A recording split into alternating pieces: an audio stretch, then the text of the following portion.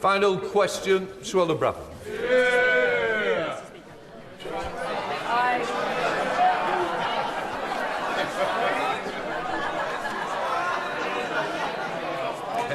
She's new.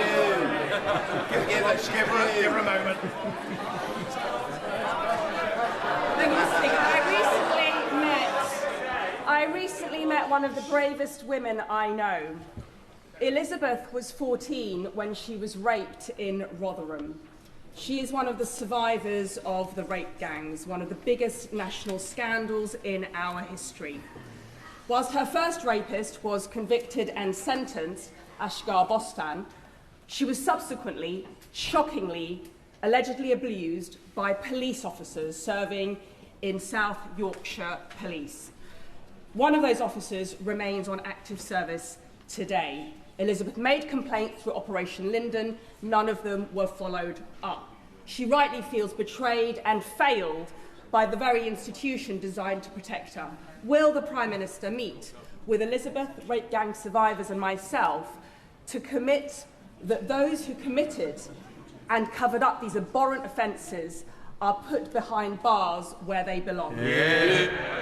Well, I'm deeply concerned about the facts she's just outlined, and if she could give us all the details of that, I'll make sure that there is a relevant meeting and follow-up in relation to those concerns.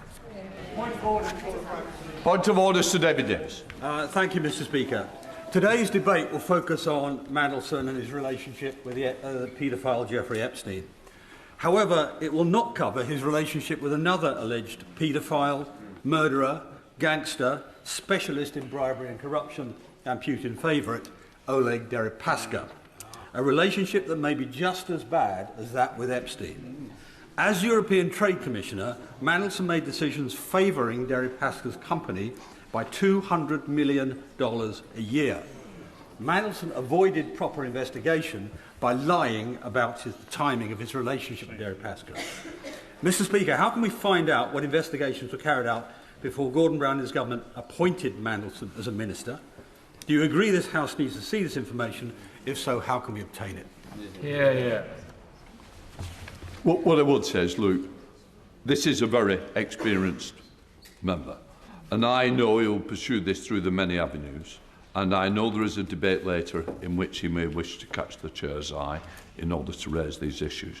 These are very serious issues that he's raised, and this will be taken seriously, and I'm sure that the front bench has heard it as well. I will leave it at that. Mr. Speaker, please. Point of order. Thank you ever so much, Mr. Speaker. The Prime Minister said that in each humble address that his party laid in opposition, they mentioned national security. Mr. Speaker, the Prime Minister has left. However, I have checked the two most recent humble addresses laid by the Labour Party when they're in opposition, and all members on those benches should be very aware the words national security do not feature even once, because it is not necessary in a humble address. So, Mr. Speaker, how do we get the Prime Minister to correct the record when he's just chosen to leave the room? It'll be ridiculous. Can I just say to you, you put it on the record. I don't want to continue the debate, but you put it on the record, so it's there. Right. Point of order, Church. Thank you very much, Mr. Speaker. Now, the Prime Minister, in response to me just now, appeared to deny ever being instructed by disgraced lawyer Phil Shiner. Yet I have here the 2007 case of Al Jeddah versus the Secretary of State for Defence, where it quite clearly says appellants instructed by public interest lawyers include one Keir Starmer QC. Perhaps the Prime Minister might want to return to the House and clarify his earlier remarks. I'm not here to continue a debate. You put it on the record. We will leave it at that. Selling our world-class produce into a crucial market.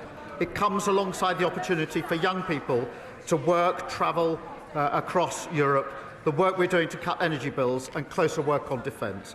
All of this is opposed by Reform and the Tories, who sold the myth, botched Brexit and left families and businesses paying the price. Charlie Juhas. Mr. Speaker, now I'll give the Prime Minister some brief respite from Peter Mandelson. However, he will also be familiar with the name Phil Shiner, the disgraced lawyer who was struck off and convicted for repeatedly inventing vexatious cases against British troops in Iraq. So it is something of a surprise that the Prime Minister authored a chapter in Mr. Shiner's book about pursuing our veterans via the ECHR. So can I ask him specifically, Was he ever instructed by Mr. Shiner's law firm, Public Interest Lawyers, to act in any legal case? Let me be absolutely clear about this. As soon as there were any allegations of wrongdoing by Phil Shiner, I've had absolutely nothing to do with him. Thank you, Mr. Speaker. In Aldershot and Farnborough this year, we are looking forward to hosting the National Celebrations for Armed Forces Day in the home of the British Army. Businesses in my community welcome this government's record investment in defence in the years ahead, but our banks still struggle to lend to defence companies because of international regulations.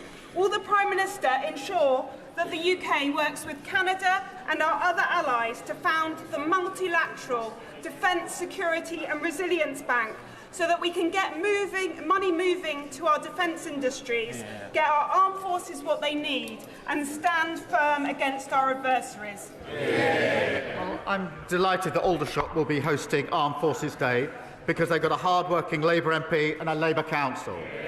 Our historic defence spending uplift must be an engine for growth and jobs here in the United Kingdom. That's why we're committed to spending an extra £2.5 billion with SMEs. I do agree with her. It's vital that we work in lockstep with our allies, particularly in Europe, to enhance and align our defence capabilities. We're therefore working at pace to identify the most effective mechanisms for greater multilateral cooperation. Dr. Neil Hudson. Thank you, Mr. Speaker. Prime Minister, for months our communities in Epping have been deeply distressed by the Bell Hotel reopening as an asylum hotel. My thoughts remain with the victims of the sexual assaults, including the 14-year-old Epping schoolgirl.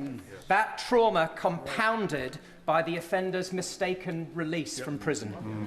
Weekly protests continue, some of which have become violent, with injuries to 10 brave police officers.